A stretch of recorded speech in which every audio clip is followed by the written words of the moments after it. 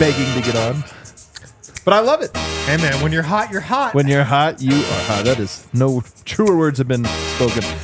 Fellas, What up? what is up, everybody? Welcome to the preseason. Let's go! The early prelude to the on-season, off-season in the past. Today, Denver Nuggets Media Day, and I am saying this not as a joke, not as a piece of hype to get the people excited and try to get a couple extra thumbs up on the old like button or something like that. But still hit that thumbs up. But still, I mean, if you want to, you can. I loved Media Day today. I loved it. To hear that. I was not looking forward to Media Day the way you typically would. I mean, I was looking forward to it, but I wasn't as excited. But then I get there, and so many interesting things happen, so many encouraging things happen, which is weird. Funny things happen, fun things. It was great, and I can't wait to get into all of it. It feels like a good omen, knock on wood. To help me break it down, the mustache man himself, Brendan Vogt. Yeah, this went better at Media Day than I expected. The mustache? mustache? Yeah, not a lot of conversation. That's always a win. Great to be back in the building. Is that a win? It's like if you get like a really bold haircut and nobody says anything, Well, isn't that like you just assume you got a bad I'm haircut? a month into having this mustache. It's so bad, nobody wants to comment Like on if you it. came in with a mohawk and then nobody said anything, you'd be like, wow, it's so bad they don't even want to joke. They're like, I'm worried. saying I'm a month into having this, and trust me when I say no feedback is a good sign. That's, Over here, a man who needs no feedback, Harrison Wind. Guys, have you seen how bald Jeff Green is? He's so bald. Man, I can't wait to get into But have you actually seen the picture? No. Oh, you're going to love it. You're going to love it. There's an actual picture. I'm going to send it to Kale. I just tweeted it out, Kale. All right, so that you can pull He's it up there. actually really bald. So, dude, I'm telling you, we always laugh at these guys' jokes when they're just being serious. Because I I thought he know. was talking about the fact that he has a bald spot. I know. But turns out he actually just went with a haircut that is, oh my God. Is that bald or did he dye it? I mean, this is just a meme waiting to happen. Hey, that's wow. wow. That's the audio. It looks good, though. I mean, I think he just buzzed it, but he looks kind of bald. And he also looks depressed as shit from being in Houston. That dude didn't even just what going from Denver to Houston does to He almost looks like James Harden. Yeah. Dude, he kind of does. Do you think he's trying to grow out his beard and like people That will would just be mistake him? hilarious. Hilarious. Like you guys like this guy, right? He's like, man, they might give me free entry to this James Harden's hotspot. Guys, we have so much to talk to. I guess good one. We have so much to get into, so I kind of want to cut our banter short here so we can dive right into it. I do want to let everybody know the three of us and super producer Kale behind the ones and twos will be hopping on a flight shortly after this. We're going to be hopping on a flight and going out to San Diego, where we will be covering this team up close and personal out there for training camp. Looking forward to it. So we'll be giving you coverage from our Airbnb in La Jolla. Let's go. So any of the fellas out there in La Jolla, We'll hit get us up, together. man. Let Yeah, us know, coming down. the spots. Well, I've actually had some people hit me up. Me too. Have you really? Yeah, About me La too. Jolla? Yeah. Let's hang out. They want to hang out with the fellas. Should we put together a get together, like a little Absolutely. happy hour? We could. Why not? We could. I think we should do it Tuesday night. I'm super I down. think we should do a little meetup. All right. You know, we'll have to talk afterwards. I want to start though, like we do in the Winners Lounge, where we talk about what's your biggest takeaway. Because I want to get into every specific and everything there, and I kind of want to go first. I kind of want to start us off on this You host one. the show, Yeah, it's so your that's, call, that's bro. that's your option. We defer. I just my big takeaway. There was other things that I think are equally as important, but my big takeaway is the Nuggets have a good roster. You think about the pieces. Do you have like shooting? Do you have enough defense and this or that? But you always wonder about the personality of the team and do they have enough veterans? Do they have enough guys that are going to be plugged into the teamness in the aspect of development and all of those things? And that was my big question. You lose Bruce, you lose Ish Smith, you lose Jeff Green. They're going to be lacking those guys. Today, there are guys that I feel were young who have evolved into veterans who we'll get into. There are veteran players like Aaron Gordon and KCP who I feel like are going to even fill those shoes, in those ways. But then you had guys like Justin Holiday and DeAndre Jordan, of course, and Reggie Jackson, who to me sounded exactly like the vets of last year that stood out at Media Day so much. And I just loved the personality of this team today, and I loved all of those things. That, to me, jumped out at Media Day. Yeah, and I think it jumped out from a couple guys that you weren't expecting it from. Yes. Particularly Reggie Jackson and Justin Holiday.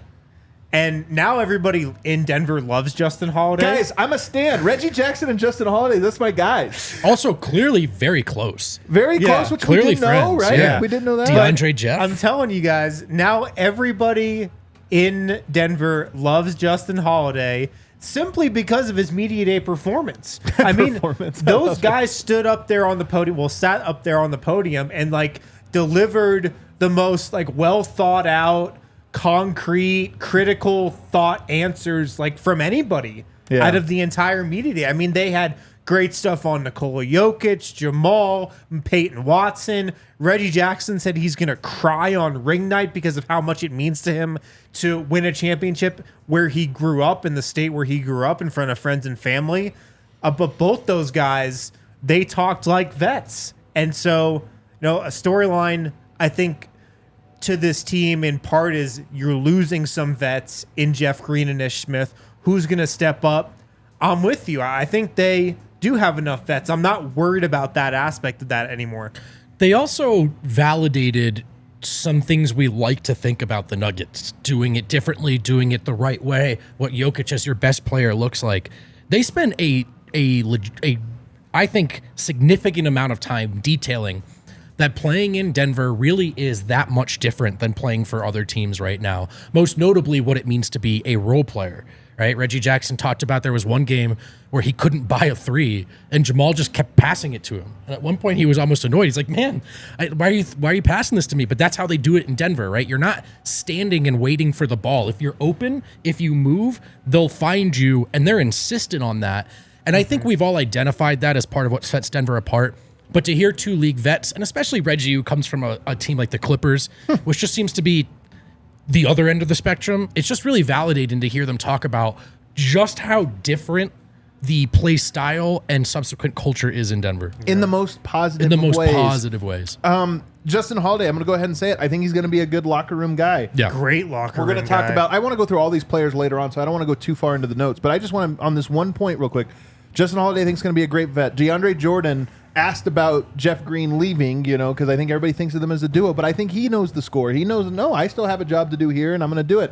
Reggie Jackson, to me, a huge breath of fresh air hearing him talk today about the Nuggets. We'll spend a lot of time on him. I think he's going to be a great vet. KCP and Aaron Gordon, I think, getting this championship with this team, I feel like almost in some ways helps them become vets, even though they're bigger pieces than what we're usually talking about in this order. But then Michael Porter Jr. Man. Kind of grown up. I don't want to call him a vet just yet, but talks like one. But it was just so mature. So to me, that's what stood out, was I was like, man, this team still has that personality needed to get the job done. We knew they had the talent. Yeah. They have the personality. Harrison, what's your big takeaway? I got a couple. Wait, what's yours, Vogt? I don't want to step on your toes. Well, I will say I'll start with a broader one. Yeah, you go for yours. Top to bottom, I walked away, and these are just quotes, right? It's media day, easy to win media day. I walked away feeling like I have very, very little concern about roles from top to bottom. So good. Everyone, I think, even down to Justin Holiday, who went out of his way to explain that he knows what's coming joining this group and that he's looking forward to it. He knows exactly what they need from him. But then Michael Porter Jr., who I think no one really expected this based off anything Mike did or said, but if you were looking to identify things that might be different this year, you could have said disease of more. Does Michael Porter Jr. want a different role? And I would say decidedly that is not the case. He spoke about it with, first of all, his expectations are that his role won't change. But second of all, he sounded completely unbothered by that. And the third layer, which is even more encouraging, is that he's particularly focused on how he can improve within that role. So he's talked about the ball handling and ball control, not just getting in the gym to work on his shot, which he knows is going to go in, but these other things that could help him be more dynamic and valuable within what Denver's already asking him to do. And that framing, I mean, we couldn't script a more encouraging answer. Yeah. He said the biggest thing I worked on this summer was ball handling, which is huge. That should be huge. But ball handling typically means bigger role. Like, why do you work on ball handling? So you can throw me the rock and I can cook. Right.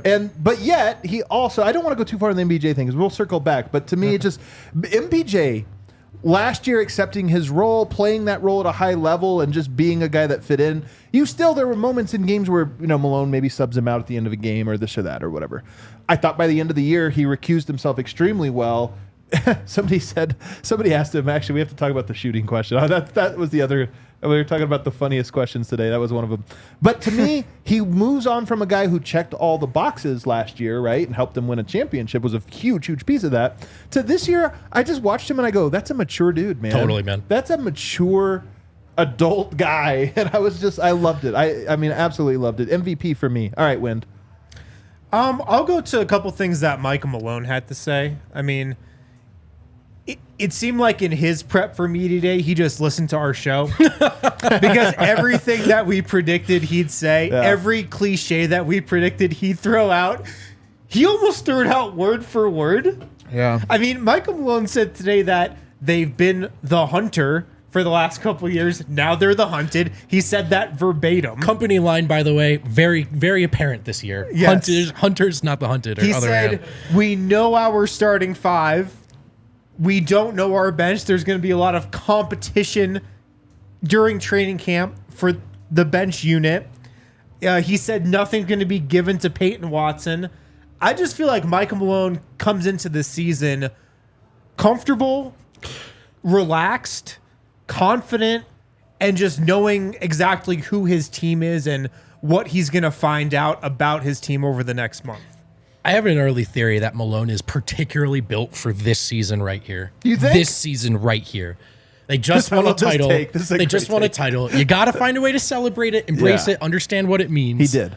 But there's also, you got to get right back on it. Yeah. You got to demand defense. You got to make fake position battles on media day. Right. He's ready. And like, there's a lot of platitudes that you hear them enough and they sound empty, but from the right voice and at the right time, they carry a lot of weight.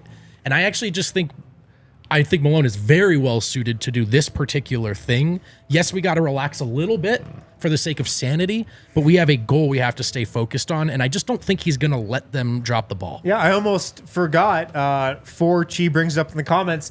Literally, the first thing out of Michael Malone's mouth was a lesson Jeff Van Gundy had taught him when he was coaching with the Knicks. The first answer to a question he had today.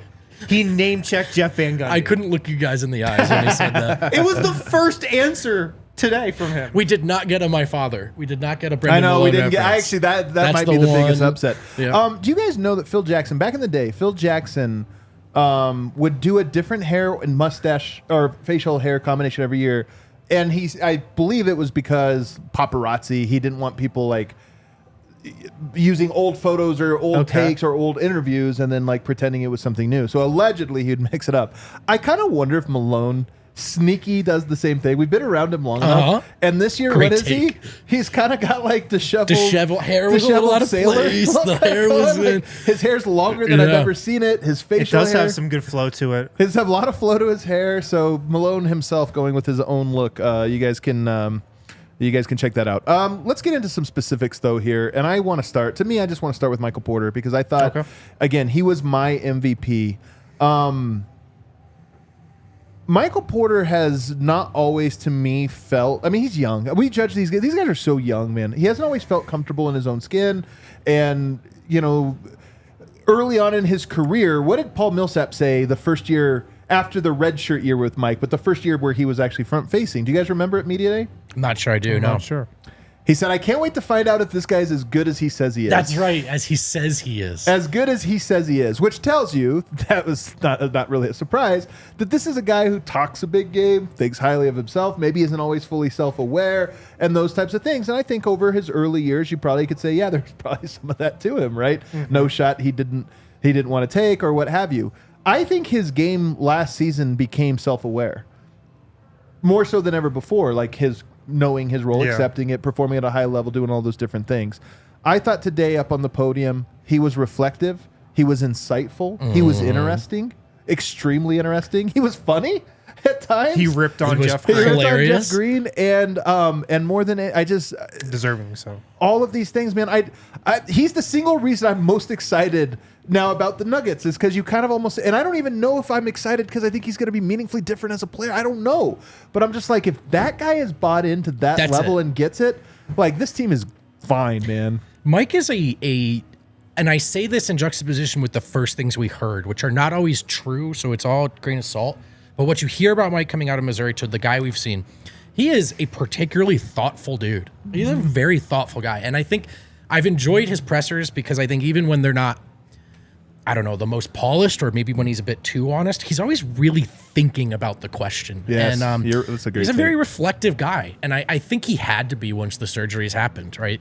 We talked about this a bit with Peyton Watson, different path, but like when you're so highly regarded initially and those things happen, like you have to be thoughtful and reflective. And I think Mike has adjusted his understanding of himself, his place on this team, and his place, in the world as an athlete that might have a shorter runway. So I just think it's really, really encouraging that all the things you hope Mike is at least thinking about, and they're on his mind, from being more mature and reflective about his role to what he should work on in the offseason.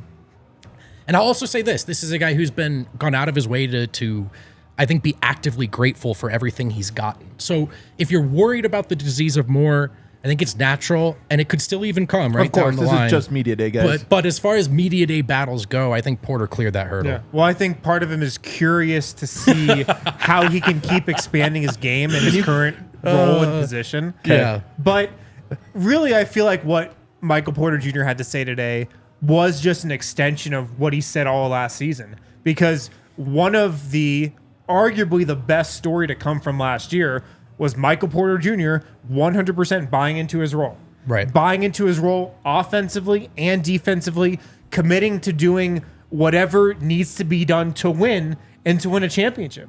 That's what he did last season, and it feels like his mindset hasn't really wavered from that. He still seems like he's focused on doing just that, doing what the team needs from him to be the best team they can. He also talked about, these quotes I think have to be taken with a grain of salt, of course, but Mike said that this was one of the healthier off seasons he's had. Yep. And obviously a shorter one, but I still think something that is encouraging in that we all hoped Mike would finally have some time to just be in the lab and not focus as much on being healthy. And so it sounds like that's been the case so far. He seems to be right on track for the year he wants to have. Healthiest since the last surgery, which I love, because again, it is media day. Everybody's in the best shape of their life. Everybody gained 20 pounds of muscle and lost 10 pounds of fat, whatever it is, all these things. So I think there's a natural, he was a lock to say he's the healthiest he's been, but he didn't say healthiest I've been. Right. Healthiest I've been since the last surgery, which again, what I would say is that MPJ has become the knight of infinite resignation. Do you remember your Kierkegaard here? Yeah, I didn't expect it today. You read your Kierkegaard. What are we talking about? I didn't do that well in philosophy. He seems so resigned in a good way, though. I'm not saying this as in a negative resignation. I just feel like he is a guy that is content with what he is, even as a basketball player. So when he says this is the healthiest I've felt from and he was very clear to say since my last surgery. I think he even corrected somebody or something since my last surgery, it's the healthiest I've ever felt. You should have seen me in high school. Bro. And he's right about this, by the 100%. way. And again, I think this is all part of the story of Mike, and it's a beautiful story. It's a great story, I'm kind of corny really about it, is, but though. it's a beautiful story to see. And I love that he worked on his handle. And when he said that, my initial thought was kind of I love that he worked on his handle, but when are you going to use it? Are you going to be on ball? More pick and rolls, this or that. And he was like, no. I'm going to be doing the same things, but there is room within what I already do that if I have my handle improving will help the team. And he even phrased it that way. It wasn't even within the way my handle's going to help me score more points. It was it's going to help us, our offense or this or that. Mike wants to be a complete player in the role that he's in. Yeah, and I couldn't be more excited about the Michael Porter experience. And then again, cracking jokes. And the tattoo looked fresh. Nobody asked about it. It looked good. Was that a surprise? That I thought about it, but I wasn't sure what. You weren't Mike, to the mood? talk us through the Jesus tat. You know what I mean? Just feels like I needed a better entryway. Yeah. I'm trying to see if I have any other one. He did say he was surprised at how good FIBA ball was, which I thought was interesting. Another thing about Mike, I'm just raving about him today, guys. Maybe it's just because it's the first day and I'm a little excited. I think I feel like a dog wagging its tail like crazy right now. But Michael Porter is a guy that I think watches a lot of basketball. Michael Presser Jr. He was Michael Presser Jr. today, man. Thank you for that. But he is a guy that I think watches a lot of basketball. He's not one of these guys that's I needed to get away from the game. Needed to clear my mind. I think he's I love basketball. And him talking about the FIBA game and how impressed he was by some of these other teams, I thought was really cool. Yeah. All right, let's take our first break. Okay. On the other side, every other player to get to. Guys, MVP. I have more thoughts on Go Mike. to FuboTV.com/DNVR. You get 140 plus live channels of sports, shows, movies, and news with Fubo TV. You can sign up right now at that link, FuboTV.com/DNVR. You can hit that QR code right there on the screen right now. Sign up immediately. Start watching Fubo TV immediately. You can get a free trial as well. No contracts, no cables, no hassle. You get 1,000 hours of cloud DVR included at no extra charge. You can watch your local teams while traveling, no matter where you are. Whatever sport you're watching, NFL, Broncos, college football, the NBA, you can get it on Fubo TV. Watch all of your favorite college football and NFL with Fubo. Go to FuboTV.com/DNVR, FuboTV.com/DNVR. When you go to that link and sign up, you can get 15% off your first month of Fubo Pro. All those really cool things you get with Fubo TV, plus even more. It's the best option if you're looking to cut the cord. So check out Fubo TV, FuboTV.com/DNVR. Fubo helps you watch. Foco helps you rep your teams, a leading manufacturer of sports and entertainment merchandise with a product line that includes apparel, accessories, toys, collectibles, novelty items, and more. Think bobbleheads. Think stuff to help you deck out your man or woman cave. Best officially licensed gear for all sports and fandoms. Foco always has our back for Colorado sports, and they have your back too, folks. Get the best gear around by using the link in our description. And for all non-presale items, use the promo code DNVR. You'll get 10% off. And we are back here for segment 2. Where do you guys? I want to let you guys go. Harrison, I'll let you pick. Who do you think was next most interesting? I want to go to Christian Braun. He can't believe it. Even he can't believe it. We have to. We have to go to him next. I want to go to Christian Braun. Okay. I love our show. Me too. And it's not just because I'm the Christian Braun guy. I feel like today he was kind of anointed as the sixth starter. He was anointed as the next Bruce Brown. Calvin Booth, in his comments, essentially said that Christian Braun is their Bruce Brown this year. And Michael Malone, when he was talking about the bench, said, we're trying to figure out who's going to join Christian Braun on that unit. It's the 5 starters and Christian Braun. You're right. Those are the 6 starters, quote unquote, on this team right now. Yep. In the same way that Bruce Brown, I think people considered him the 6th starter last year. Michael Malone said Christian Braun is carrying himself maybe a little differently in the gym this summer. He's carrying himself. He's walking around like he just won an NBA championship. There might be a little more swagger to him. I love it. He said he's been working on his ball handling a lot. He doesn't have the handle. He's not the natural point guard that Bruce Brown was, but he's trying to incorporate that into his game more. And so I just came away from today just feeling like, yeah, Christian Braun is a level above the rest of the bench, and there's a lot on his shoulders this year. Real, not a freshman anymore energy, right? And it's, I guess I should just say rookie. And he also admitted that maybe the thing he's most proud of this offseason is that he grew a beard. Loved that so much. It's barely a beard. Which is the best part. It's like, I don't even know if I'd consider, it's more like a 5 o'clock shadow. He's very proud of it. Maybe like a 12 o'clock shadow, but he was very quick to point that out. Yeah, I'll agreed about everything that's coming for him with his role on the floor. I think we all expected it. I think Malone and Calvin basically said as much as you said. There's another part to it too of him, I think, seeming a year older. I personally feel like we got more of CB's personality today than we have in a while, or in his rookie year, which is natural, right? But I think you're going to see a little more of him kind of being comfortable being himself on the floor and off the floor. I think a little more confident, a little more willing to joke around, show us who he is. And while I don't think he's too concerned about this part of it, like the talking trash part, I just do think we will see more of that naturally, because I think Christian is ready to come in and just not be a vet, but this isn't his first rodeo, and you get that sense. Yeah. I didn't pick up, but I think your point, Wind, is really, now that you say it, it wasn't something I was thinking of, but you're right. Malone today, I thought, left a lot open.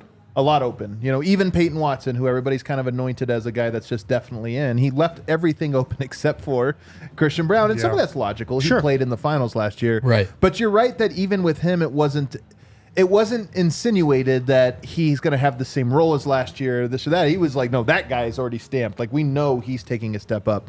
And then, the big quote today, not from Christian Braun, but about him, he's walking around that building like he won a championship. And I've heard this, by the way, before. We talked about Christian Braun has really impressed at shooting the ball well and this or that.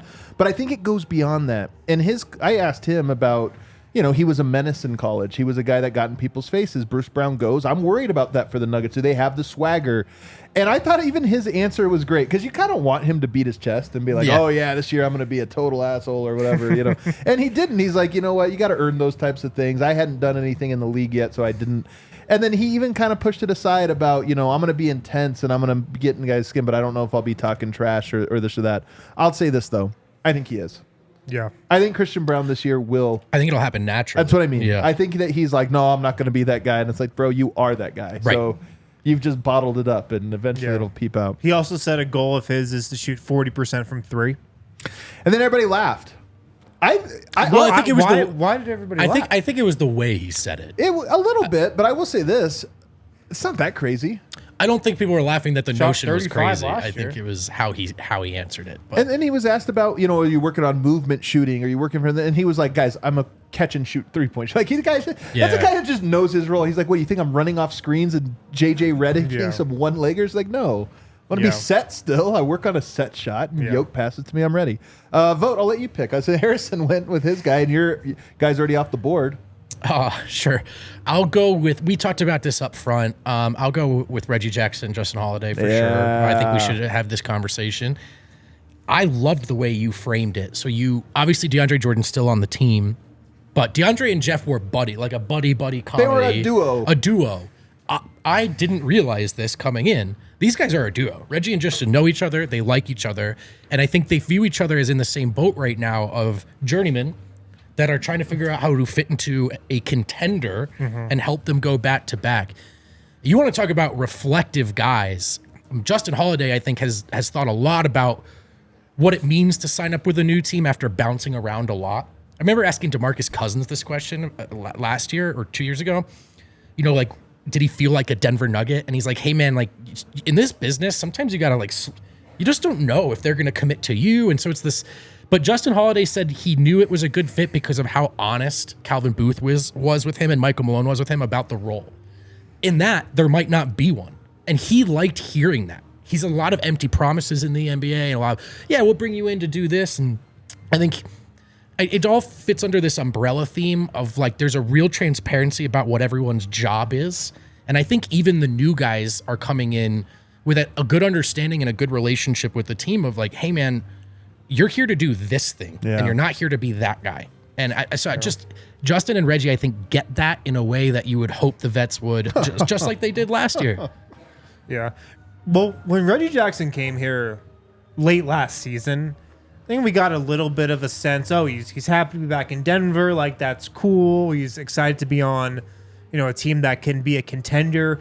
But I always got the sense that he was, like, a little uncomfortable. Yeah. Just, can I really, like, step out and take on a leadership role here? Like, how much can I try to, like, impose my will and my game on this team? I kind of want to hang back because I'm coming into this thing late and I don't want to mess anything up. But today I got the sense that he's way more comfortable just in his surroundings and in this locker room. And I think that's going to help translate to the court. We really got a feel today about how happy he is to be in Denver and to be in Colorado, where he spent a lot of his childhood, where he went to high school. We got that a little bit last year, but I feel like today was the first time when he really like opened up and said it for real. I mean, he said, I'm going to cry on ring night, not just because I won a championship, but because I won a championship in Colorado, in Denver. That's really, really meaningful to him. And I don't think I got a sense of how meaningful it was last year because I feel like he was a little reserved and didn't want to put himself out there all the way. Now that he's been here for an offseason, Apparently, he's been in the gym all summer. We've heard he's looked good in workouts. He's been a good mentor to the young guys. I just feel like he's so much more comfortable now than he was when he came here last year. I mean, there's no question he's more comfortable. And when you say happy to be here about the Colorado aspect, definitely noted, because he mentioned it and it wasn't something I necessarily knew. I mean, you assumed he liked being here, but not to the degree he expressed today. But to me, it wasn't. That's not even the part that stood out. How much he enjoys the culture of the Nuggets, the style of play of the Nuggets. Those things is what, and him and Justin, and one of my best friends. You've lived in LA for a while. We lived in LA doing the movie thing. You know that movie people in LA are different than movie people like in most of the world. Like it's they're a rich appreciation of movies and a rich critique and all these different things. I called one of my best friends the other day. I hadn't talked to him in like a month or two, and had just we talked for 2 hours. Just like one of those great phone catching up with a buddy, and we're just riffing off of each other, this or that, talking about movies, talking about different things. And when you share a deep appreciation of something that's kind of like narrow and focused with somebody like that, there's like a vibe you get. That's the sense I got listening to Reggie and Justin today. One of those ones where like he calls Justin on the phone, or they talk, or they meet, whatever it is, and they're just like, bro, no, this is real basketball here. No, it's real, man. Like when the memes about just two guys sitting around just naming players. Two dudes being dudes. Just naming athletes, naming football players. It was almost like Reggie and Justin Holiday up there at the podium just naming things about the Nuggets. Like, Jokic, man. Jokic. That part's sick, too. This seems so unselfish. I know, man. Dude, totally. There's such a good culture here. Dude, the culture. It really did feel like they were both, at this stage in their careers, like, hang on, this was an option? Like there are scenarios like this, there are teams like this, and they truly did seem that surprised by it. And I think one of my favorite lines from Reggie was that he was feeling like one of the smarter guys in the room. He's like, dude, they gave me a free ring. He looked at this situation and went, yeah, that team's good, and I want to be a part of it. So, but I also think, Reggie joked up front a lot about feeling like he had just joined the team and everything, and now he's had a playoff run, and now he's had a training camp, and now he's got a buddy vet in Justin Holiday. And I think hopefully some of that comfort translates on the court where he feels a little more comfortable, being himself and trying things out there. There's a lot of, on media days like this, you have to listen, not always like what's being said, but almost the subtext to what's being said. The thing with Reggie today, when he was talking about his role on the team, he kept referencing an obligation everyone on the team has to the starters, as if the starters are a finished product, which I think is mostly true and accurate and fair. And it's like, I know what the score is. I got to help our bench find an identity and become a thing. Like, we owe it to this starter. The starters will win another championship as long as we don't screw it up for them. And that's what we have to do. And that, to me, again, is like so many guys just getting it today in media day on these abstract levels, and I just love that part of it. And then I want to go to Justin Holiday here, because he talked about one thing about Calvin that we've gotten to know over the last year and a half. I really do think he's pretty direct. I don't think that he plays a ton of mind games or this or that. I think he's just kind of, what Justin Holiday said, the conversations were real. I've been around enough trades and enough of these different types of things to know when a team's kind of telling you what you want to hear. They just told me the truth. You might not play, but we want you on the team anyway. And maybe you will, maybe you won't. We'll allow that to happen naturally. We'll allow it to take its place. But the conversations being real about who and what this team is, what we're offering you, and that was so important. And I don't think that's just Cal. I mean, he referenced Michael Malone even in the conversations he had with Michael Malone. So both of those guys. But I just thought, to me, that was such a cool shout out. Loved that part. A very specific thing. And do you remember the comp Cal had for Reggie?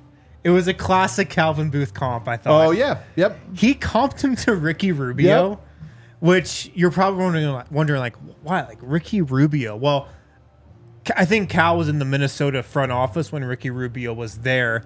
And the way he described the comparison was, like, every time people started counting out Ricky Rubio, he always bounced back and responded. So I thought that was interesting that he compared him to Ricky Rubio in that way, where, there are a lot of people counting out Reggie Jackson. We'll see.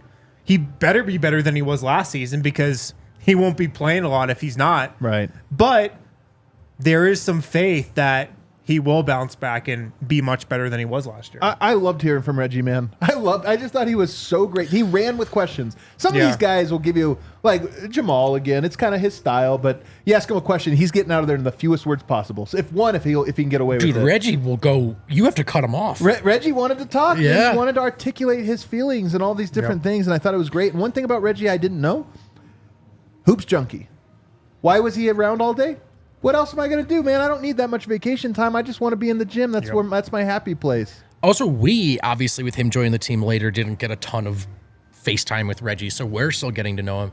I know he has this rep around the league as a particularly likable guy. Yeah. I get it now. He was so likable today, and I think there was an earnestness to those two that was, I think, almost refreshing. They've almost been around too long to even be polished. They were so candid.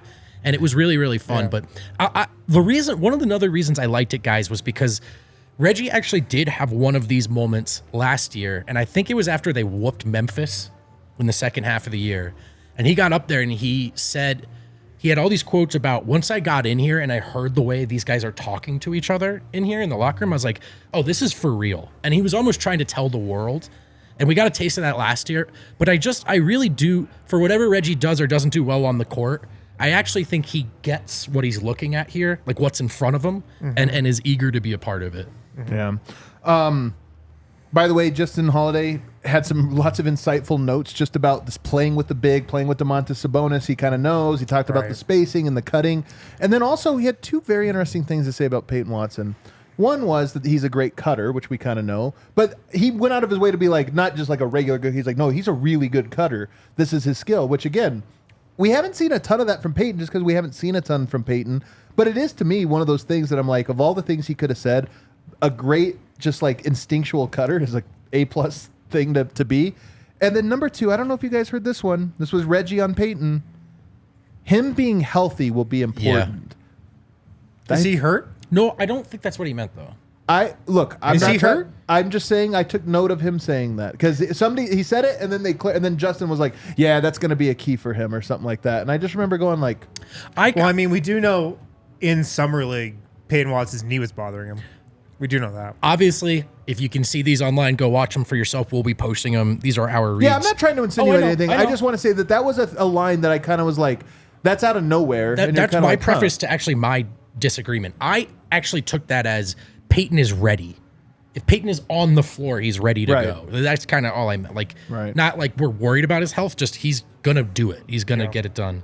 I loved what Justin said about getting the game and understanding the game. And I think those are very reasonable questions to have about Peyton at this stage in his career, especially when there's this, I'm going to use this word without any value judgment, because I think anyone would have like this sort of ego conflict of like Peyton was a very, very high profile recruit, right? And then things change very quickly. And now he's eager to prove that he belongs here. That's it's a tough needle to thread, right? But to hear that, okay, it seems like his mind is really slowed down out there. Like he understands how to play more than just be athletic, be fast, want it really bad, which Justin kind of outlined as the way a lot of these young hoopers are as they get to the league now. But Peyton has this really great opportunity to join this team and learn from these guys. And it's, look, when Jokic is your best player, I think everyone has to pick up on that. Like you win in Denver by thinking the game and no matter how talented you are outside of that. Yeah. Lastly, this isn't my favorite quote of the day, but it would be in the honorable mention one. Justin Holiday, when he was talking about coming over, it wasn't that the Nuggets told him he wasn't going to play, and they didn't tell him he was. They said the people who are supposed to play will.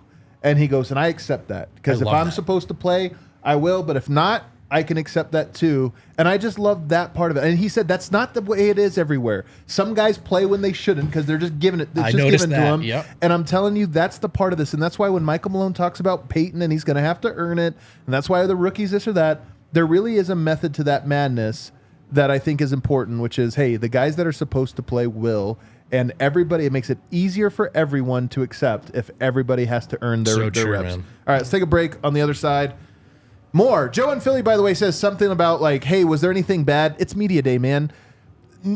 There's only a couple situations where there's bad parts of media day, and you probably know those teams. They're not typically but reigning the Nuggets champions. never really have many bad things at media day pretty because much just Philly the that Nuggets loses don't media have drama. They never have drama. And they won a championship. Like, what do you expect them to all come in mad about? You got to something? be the 76ers to lose media day. So Other no, than there that, wasn't anything bad. There's a lot that's, I would say nothing, but there was a lot of good today that was surprising. And we are sinking our teeth into the,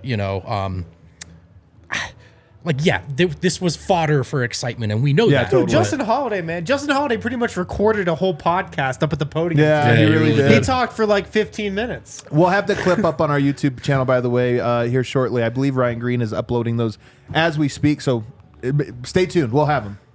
Let's take a break. Guys, Kind Love was founded in 2010.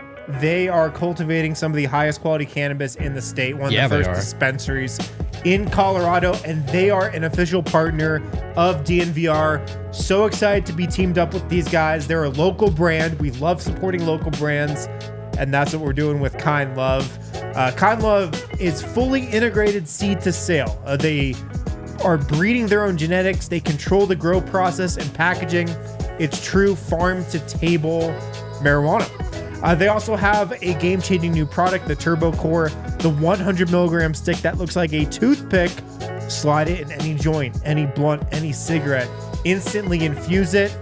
There's also a vegan, natural option with no chemical processing whatsoever. So if you're vegan, you can even take advantage of Turbo Core. That's awesome. They really have it all. Kind Love is on top of it, man. Yeah. I think we have a cool announcement coming with them sometime soon. Any second. Come on. Can't wait for that. It's going to be awesome. Visit one of their stores in Cherry Creek or North Denver. Mention DNVR. Get the DNVR exclusive discount. 25% off all Kind Love flower, pre-rolls, and their Turbo joint line. You can also go to their website, kindlove.com. Use the code DNVR for online ordering and their full extensive menu. How do you recreate in the great state of Colorado? Maybe it's Kind Love. Maybe it's with Breckenridge Brewery. You know we love our Breck Brews at DNVR, like the Broncos country. Pale Ale. It's better than the team. It's only $6 at the DNVR Bar. It's delicious. And if you drink it responsibly, it won't make you sad afterwards. So arguably preferable to the Broncos themselves. But Breck has a brew for every occasion. And there's no better way to watch a game than having some Breck Brew. Avalanche Amber Ale, Mile High City, Broncos Country Pale Ale, Funslinger, Good Company Hard Seltzer. We got them all at the bar. You can find them all around the city by using the Breck Beer Locator. Just tell it where you are, what you're looking for. It'll tell you where to go next. Breck Brew. It's delicious. Enjoy it. All right, back here. Is this our final segment? Do we have another break? You're hosting, so... No, we have one more That's what break. I thought. That's what I thought. Two Okay. more All right. segments. Go good, because I was going to say we still have a lot of players to get to. We might run long today, you guys. It's media day. All right, where should we go next? I think we should get to Calvin and Malone, though, just because they're important at setting the tone, and as well as Josh Kroenke. I mean, we can kind of throw, even though they did separate pressers, Calvin and Josh together. A quick couple house cleaning things. Josh was asked by Matt Moore about the television deal. And a shout out to Matt Moore for asking that question and talking about the new, Phoenix and Utah. He did get in there. Our situation is different. I would say different, but not really, personally. Like, my thing with that is, yeah, you're different that you have altitude and an investment in those different things, but it's not different in that you have a product that you owe to the city, in my opinion, and that it is at this moment, there are obstacles, I would say, maybe to that, although shouts Fubo TV. So some agreement there, some non-agreement about it. And then he was asked about the training facility, and he said something I've been saying for a long time. Spoiler alert. I've known about this one for a long time. Like, I am connected to some of the development world to say that. Like, I've known this for a long time, that their plan is always going to be they're building a new major development and will almost certainly be putting in a training facility there. Now, whether you like That's that in phase one. It's part of phase one. Well, that part, I guess, is new. I didn't know that. Phase one of the new UH's development project includes a practice facility. This is meaningful, by the way, because a development of that scale does come in phases, and those phases... Thank God it's phase one. And those phases can come over decades. So, like, if it was phase two, man. And then, I believe there are some legal reasons for why you can or cannot speak to specifically about timelines and different things like that, because there are, like, moving parts and legal things that it's like tampering, developmental tampering, I guess, to mention too many things. That being and we said, know that's very illegal in the NBA. That being said, however you feel about the training facility, the TV deal to me is a big one. That's a big deal. The training facility one to me, like, it's more like the G League thing. It's like, yeah, it's annoying and this or that. I will say, sadly, everybody's going out of town now. Philadelphia's in Fort Collins. If ALLCITY has 4 markets, all 4 have to travel from training camp this year. It's just the Nuggets are trendsetters, man. Well, I don't think it's just a training camp issue. I know, but I'm saying that's most of the time when people tie it in, it's because training camp, the facility's too small, this or that. Anyway, those are the 2 housekeeping things. I don't know if you guys have any comment on those. They're just the housekeeping ones. No, it's just I don't get the sense that either of those are imminent. Yeah, more of the same, no imminent changes. Yeah. But now on with Kroenke, he was asked about the new CBA, though, and about keeping this team together, and he did, again, in front of the media, say that his goal is to contend and keep this window open as long as Jokic and Murray are here. So that's a promise that'll take years for us to really be able to judge, but at least he seems to say, yeah, we know it's going to be expensive, but we have a chance to do something here and we want to do it. So we'll hold him to it. Mm-hmm.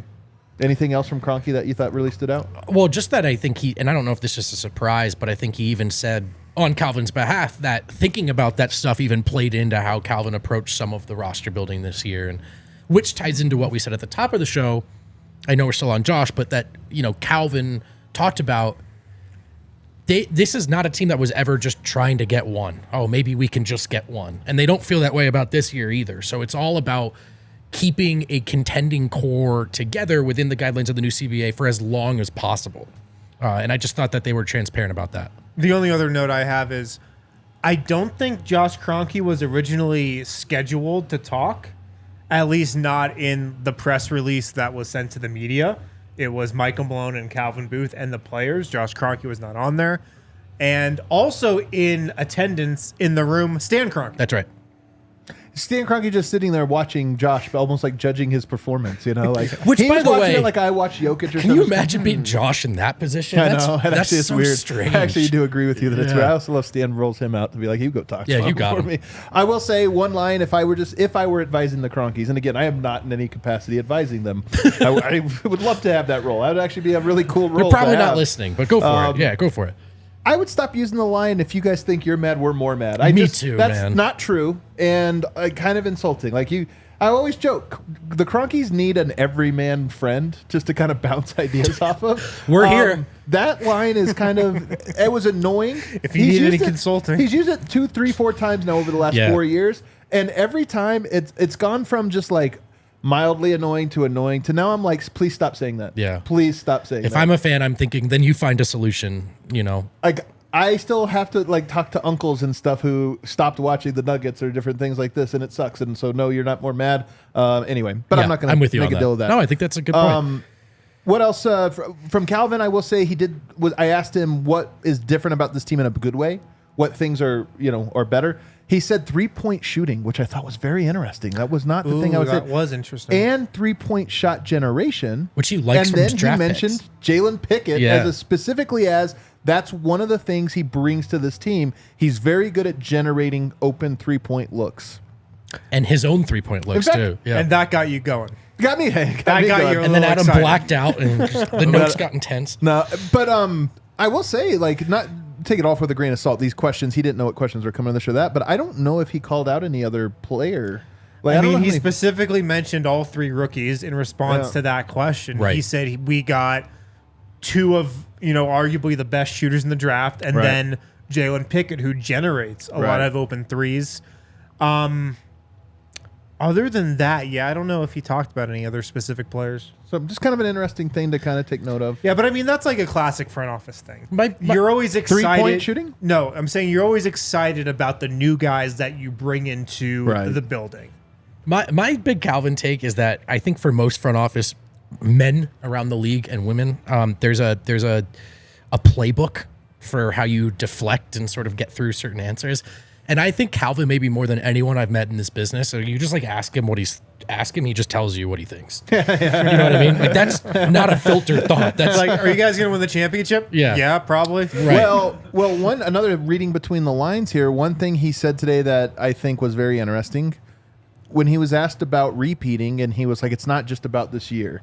We want to win championships over the." And I really do think that this year, I think Denver wants to win this year. Don't get it wrong. I think they have a great opportunity to, but I do think that they probably feel they could have gone harder in on this year in a way that would have cost them the year after, the year after. Right. I think they look at this year as a bet that they can thread the needle between this might be our worst year of the like.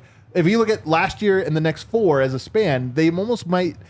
Again, I'm putting words in his mouth. He just said the one line, but I almost wonder if they look at it as like, we just got to survive this one, maybe even win it, and then we only get better from here. Well, I think you can determine that from the draft. Yeah. They drafted 3 guys in the top 40. Yeah. And they signed them all to regular standard contracts. Like that pretty much says that, yeah, this is the pipeline. And I'm with you. My read is if they can survive this year, they're thinking, man, we could win like 3-4 in a row. Christian Braun all of a sudden like just keeps getting better. Peyton Watson maybe becomes the player Calvin believes he can. These rookies move in to fill. Yeah. And I know a bit of a regime blending here, but I honestly think this philosophy goes back to, you can see it in how they approached the essentially purgatory years, right? Like they were never going to blow that core up. And if that meant waiting 2 years to do this the right way, they would wait 2 years. But just because Jokic was winning MVPs, like they weren't going to take they weren't going to skip steps, right? Right. And I just think that that's still the case. Like KCP is the oldest starter, right? The rest of those guys, if Mike stays healthy, it's hard to keep them all together, but they're young. They know exactly how to play together. And so it's almost, there are some teams like Milwaukee, when Giannis challenges you and he's on his way out the door potentially, you have to go all in. Denver, I think it's wise not to. They have a chance to be the Spurs or the Warriors and not the Bucks or the Mavs, yeah?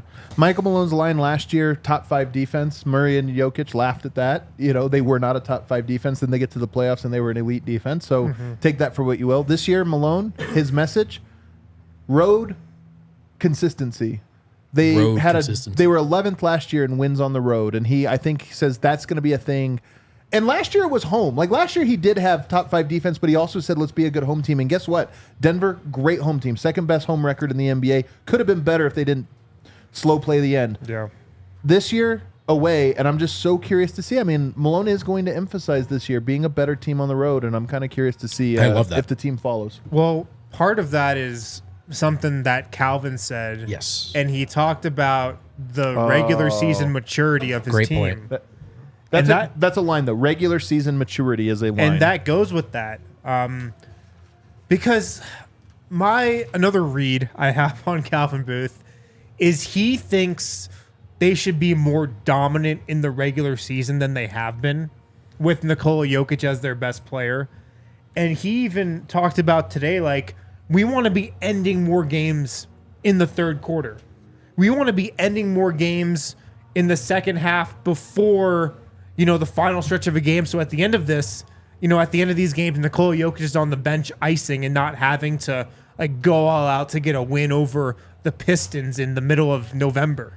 Right. So he wants his team to, I think, just kind of step on the gas more a little bit and end stuff when it should in a regular season environment. And a bit of a seeming contradiction that I think you can work harder to make your path easier, right? And that's sometimes it's okay to take the easier way and not the harder way. And that might sound counterintuitive in this context, but I think that's kind of what he was saying, right? You don't have to take your foot off the gas and let them back in the fourth quarter, and he didn't say this is me talking, take the first and final third of the season off. Right. There's a way that this can all come so easily if you just, with the right maturation and approach to every night, which I personally think, that is a big theme of Jamal in Media Day. And not Jamal's comments, but comments about Jamal from other people in Media Day too, is he ready to, from both Malone, and I think Booth threw this comment too a little bit of okay, he's the biggest playoff riser in NBA history. Can he just be that guy night in and night out and make things easier for himself and for the Nuggets? Juxtapose that, though, to what Jamal had to say. Interesting. Jamal was not as worried about that part of it. He really wasn't. He was almost dismissive of it, I would say. You think he kind of was? I think he was. And, First of all, let me say something. I don't care if I'm an All-Star. I don't care if I'm All-NBA.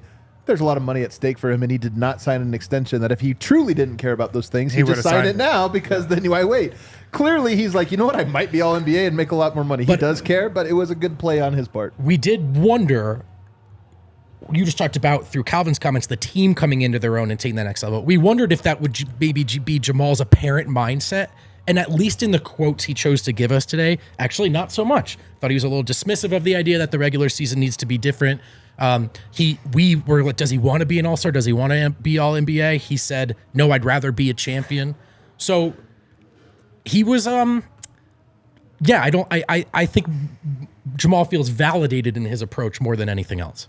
But I'll tell you who wants the regular season to be different for Jamal. Michael Malone. For sure. Michael Malone wants this to be the year Jamal Murray. He does. You are unbelievable. We're just kidding.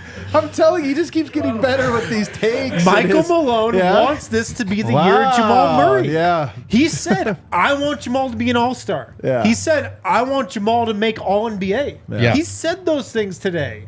Yeah. It was interesting to me that You're Jamal. right. I mean, you're right. It was interesting to me that phrasing. Jamal though didn't run with that. Right, we got that from two other people, and Jamal kind of zagged with it. And that's not necessarily a concern for me. Because by the way, if Jamal approaches the season the exact same way, that'd be kind of a bummer. And Michael Malone said to do those things, he can't be a slow starter. He can't be a slow. To do those things, he's got to start in October. What did Murray say? I'll be ready by the finals. Honest to God, like in an inverted take from those two guys, which is kind of hilarious. But Jokic does this too. So this is where I think Murray and Jokic are almost growing exempted. together? But they're different too. Like I think when Malone says something, you want to hear the sentiments echoed from the vets and the young guys. Yeah. But then Jokic, Jamal pretty much just go, yeah, whatever, man. Like we know what we're doing, and that's gonna be fine.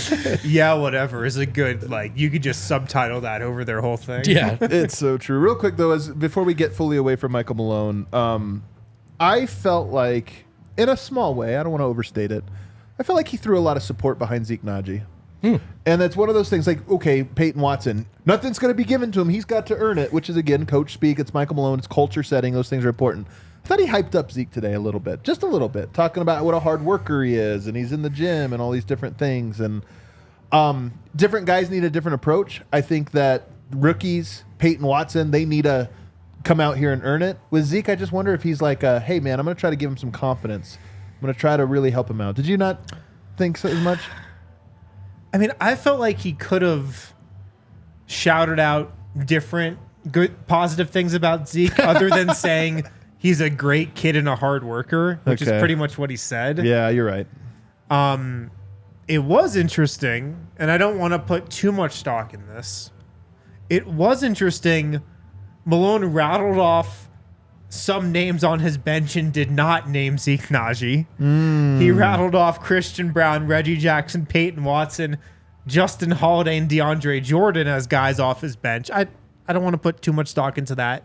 And then, circled back around when he was asked about Zeke and said, he's a great kid, works so hard, he's always played well, but then the injuries have been a thing that's always happened. So yeah, I don't know if I feel like he was super hyping up Zeke.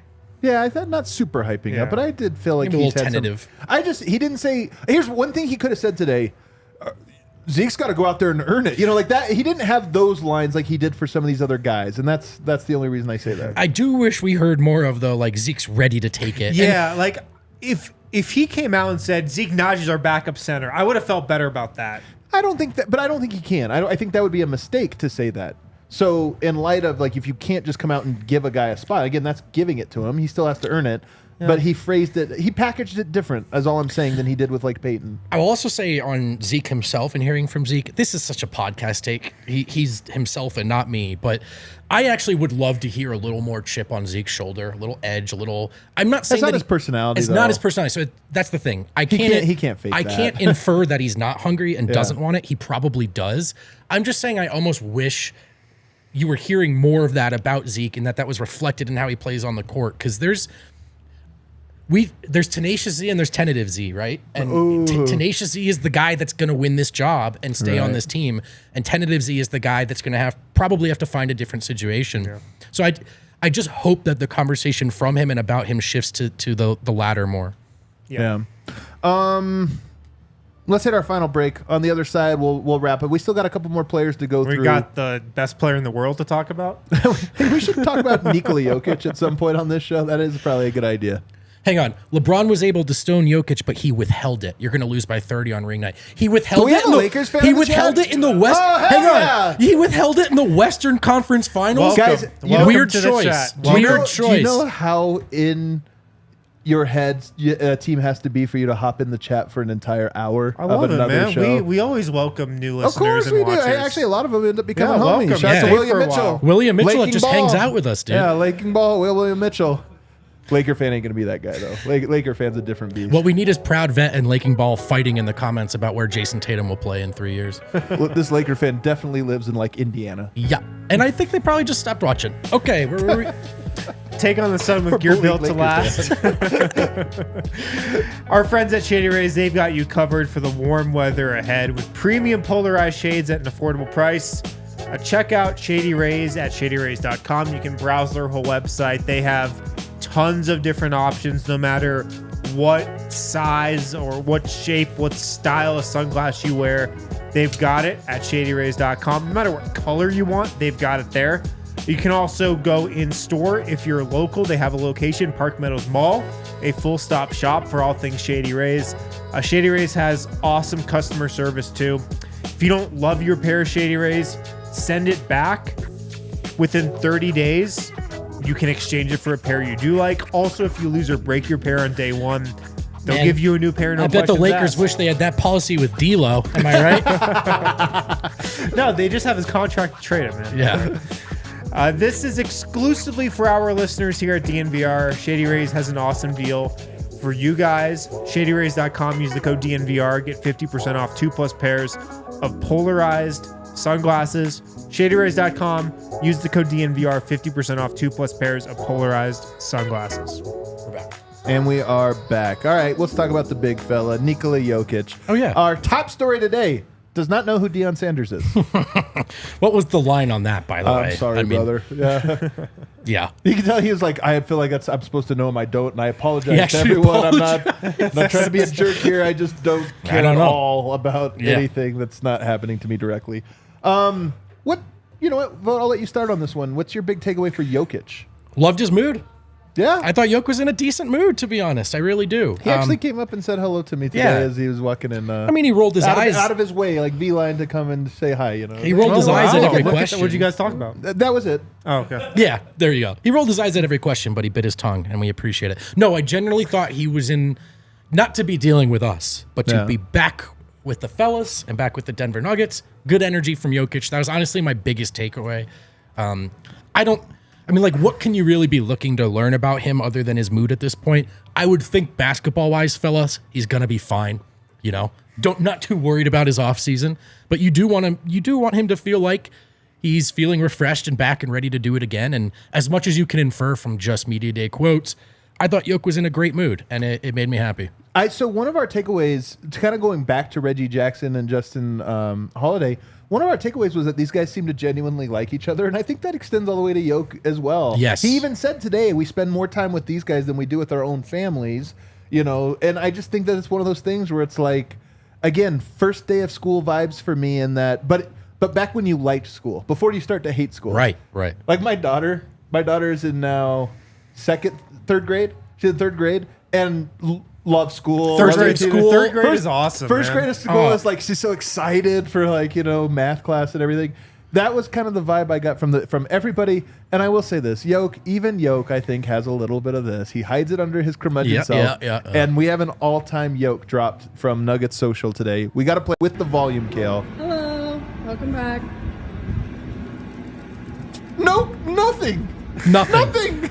Hello, welcome back. Hello, look at his back. hands in pockets. Nothing.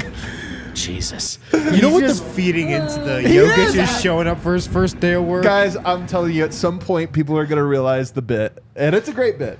And it's real. There's like a lot of truth to it, so it's not like it's a totally false build, but he's playing the part. He is playing the part. But Yeah. there's a kernel of truth in the part for sure. Yeah. I mean, there is part of him that likes being around the guys, that likes being around the fellas, that likes being in a locker room with, He's done this his whole team. life, you know? Yeah. He doesn't hate it like that. Yeah. You know, if this was The Office, I think he'd be Stanley.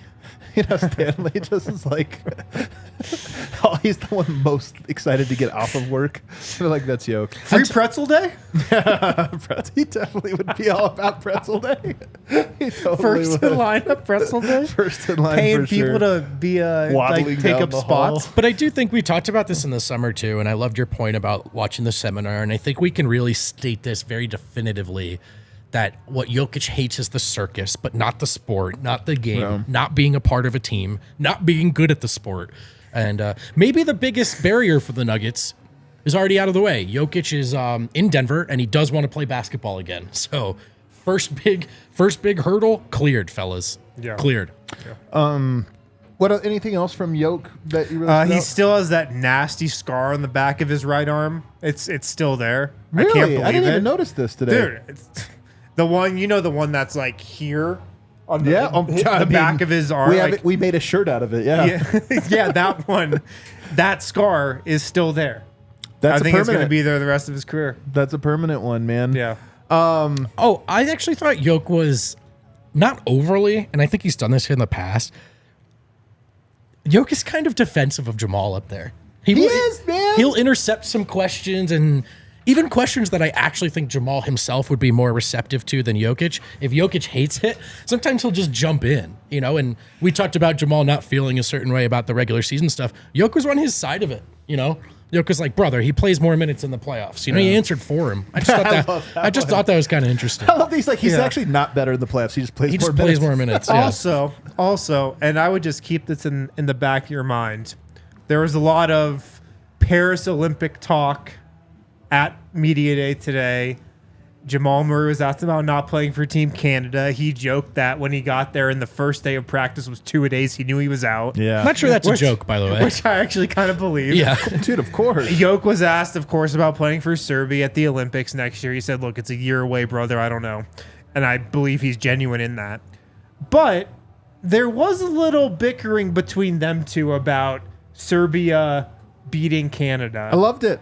Me too. And I would just keep that in the back of your mind, maybe looking ahead to the Olympics and maybe both those two potentially wanting to represent their country and go against each other in Paris. Are you talking about the prophecy? The prophecy. Are you talking might about be. the prophecy? Are you might referencing a prophecy? Did here? Scottie Pippen play for like That would be cool if there that parallel as well. Canada? What else from Yoke? I feel like there's something else here. There's got to be something else, no? There really might not. Oh, have been. Yoke, I think, handled the AG thing the way you would think. To us, it was the coolest story of all time. Yoke was a bit like, yeah, he was there. But Oh, and Sombor. I did have that one. I don't know if he was joking or not, but I love this quote. He said, yes, of course, AG. He loved it. He asked me if he could stay another day. I said, yes, of course. They said they hung out at his lake house too. Yeah. A lake house. Oh, in you know Sombor. what? But Yoke is actually he's in peak form actually with the media. We got doesn't want to. He's curious about the trophy, but he doesn't want to break it. And actually, he's underwhelmed. That was a real play that hits moment. That was a real play that hit. Yeah. There was another dude, one he too. knows.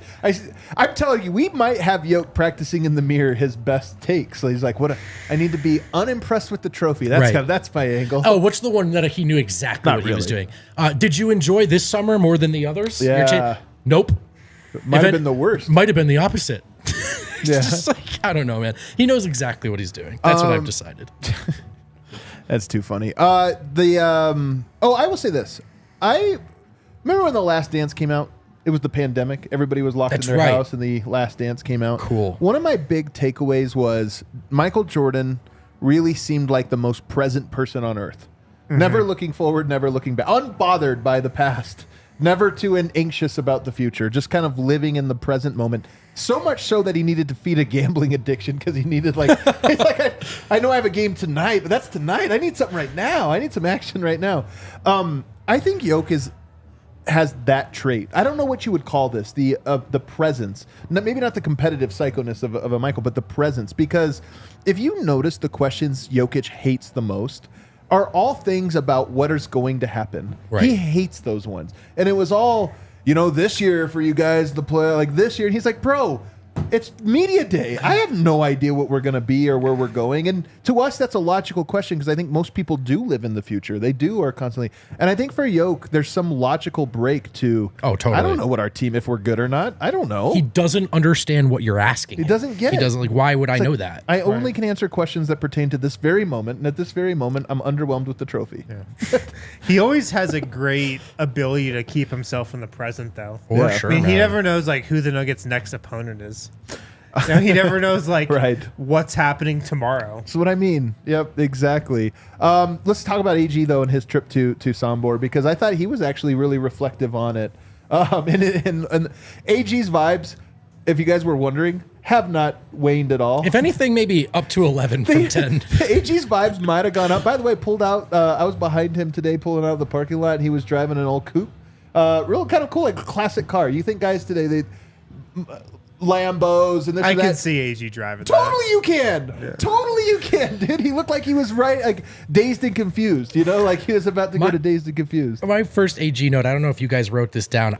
Is he on ayahuasca right now? Question mark. His vibes have I've never seen vibes like he these. was asked what it was like to have the Nuggets in his house training, and he was like, dude, it was crazy. It was surreal. I'm like, bro, you're on the Nuggets. You're the starting power forward. He even said, it's like, I got the Nuggets in my house. I got the Nuggets in my house. Bro, you're the Nuggets. I love AG. I love AG too. Perfect. I love him a little bit more every day. Perfect. And then his trip out to Sombor really did sound awesome. And he was asked, he was very reflective on it, what stood out. And he's like, there's no commute. He was like, there's no cars, man. There's no you can just commute. walk across the city in 10 minutes, which isn't true, but whatever. AG, man, for real, might move to Serbia when it's all so. He might retire with Yoke up in Sombor just as he's like, I do like the vibes here. His trip sounded epic. Felt like he learned a lot. I really do think he bonded with Nikola while he was out there even more. And at the lake house. And then, as is the case, in my opinion, with just about everything with AG, it just all feels genuine. I just think he was genuinely... Why did he do that? Because he wanted to. Yeah. Why did he want to? Because it was interesting. It was cool. Any other AG notes? I just think it's kind of fascinating not to go too armchair psychology on you, but watching this guy come into his own in every way, just in Denver, he's the best version of himself as a player, and he just won a title. And I almost feel like in hearing him, I'm sure he's always been reflective, but there's just so much growth year after year.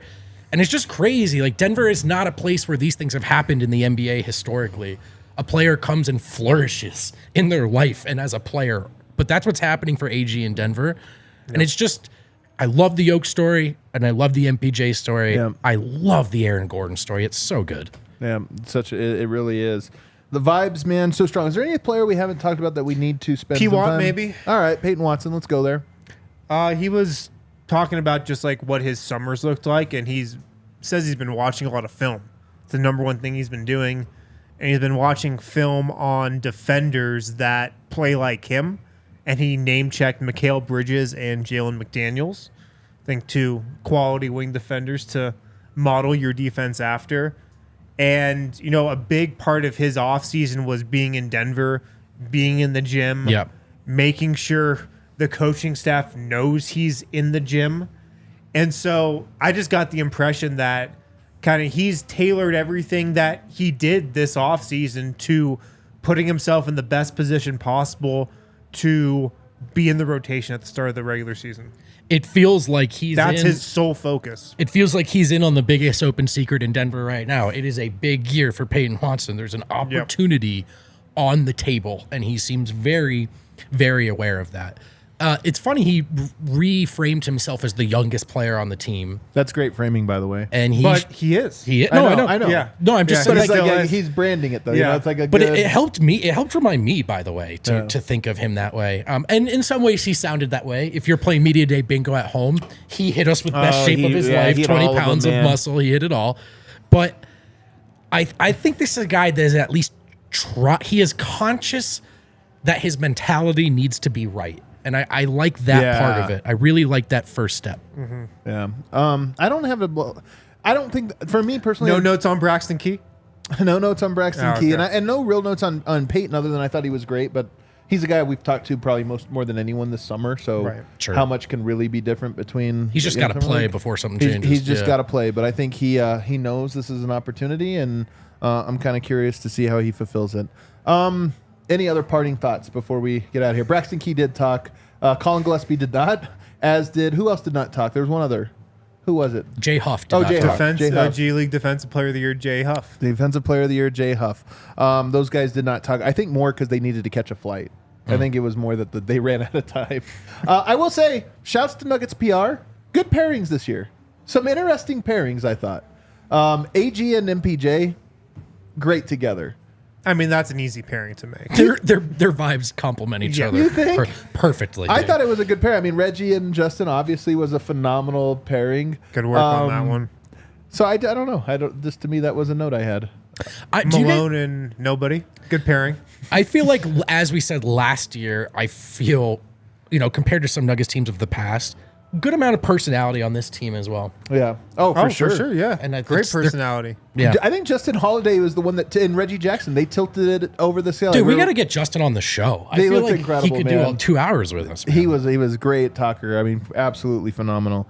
I heard that Anthony Davis said something about like, the Nuggets really been talking all summer. The Nuggets won a title, man. They won a championship. This is my funniest. You guys missed thing. your chance. Here's the thing. I get it if you had a game in February and the team talked about it. It's like, we'll see you later in the year. We'll see you in the playoffs. You can't say we'll see you next year. Or we'll see you this year. The title doesn't go away. They don't take the Larry Brown away. You were supposed to fix it in game 2. Yeah, you were supposed to go back in game 2. This idea of like, we're going to show them this year. No, you're not. That title is there, man. The banner's up. It's going to go up. You'll watch it go up. I also have another take on this. It was a little bit of like and we'll see, and he's like, me and LeBron have had some conversations. Oh, yeah? You were a conversation away in the sweep. That's what it was. Do you guys, know how to defend Jokic and Murray now? Because you had a conversation? I know. So that's what it is. I do love that they bothered, that the Nuggets somehow bothered. And by the way, it wasn't even the Nuggets, it was Michael Malone. I love that Michael Malone has somehow bothered them this much. What a timeline we're in. The Nuggets are under the Lakers skin. Oh, it's unbelievably hilarious. All right, we got some super chats to get out. Mile High Sing, AD and LeBron talking shit, saying they can't wait to play the Nuggets. Can't wait for opening night. This is now Mile High talking. I can't wait for opening night and beat their ass again. Enjoy San Diego. Try Tacos El Gordo. Cool. Is it good? All right, we'll go. I can't wait for opening night D'Angelo Russell starting at point guard. Hit me up, by the way, if you're in San Diego and you want to do a meet. I just want to see how many people there are. If that is a thing, we'll try to put together for Tuesday or Wednesday night. We'll try to do some kind of happy hour. We'll be informal, but we'll just be like, hey, we'll meet here at this time. And but I don't know, if there's. I want to see what the turnout is like. The perfect way to end a show like this, fellas. Let's hear from Denver Smuggets.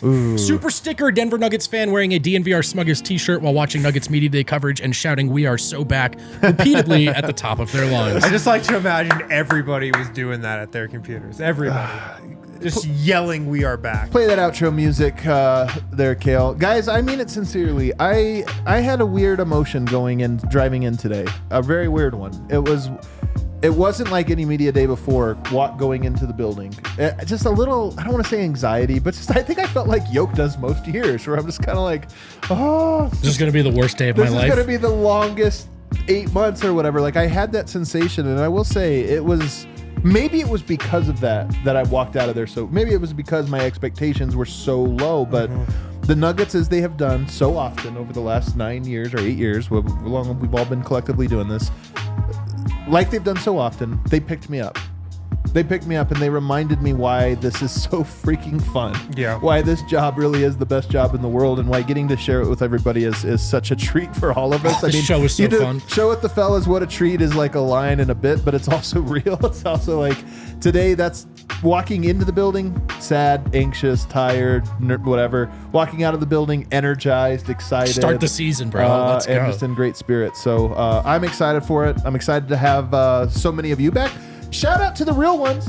Shout out to the realest of the real homies. There's a lot of people that are Nuggets fans in the finals. a lot that are in the playoffs, a lot of people in the regular season, preseason. But the ones that made it through that cold, dark offseason with us along Snake the draft way, season, you could Snake call it. draft Yeah. season. Shouts to all of you guys and to everybody else hopping in for the first time. Excited to buzzer have you beaters. back. J-Rock, what do you get us out of here? Lakers fans in our chats, priceless. Hashtag Lakers daddy. I know. Was it really the Nuggets talking or just Vic Lombardi? I think it was that one. There was Michael Malone and Vic Lombardi. Those two guys. I love it more now, though. Yeah, it's hilarious. awesome. Hit that like button for us on the way out. We'll see you in San Diego.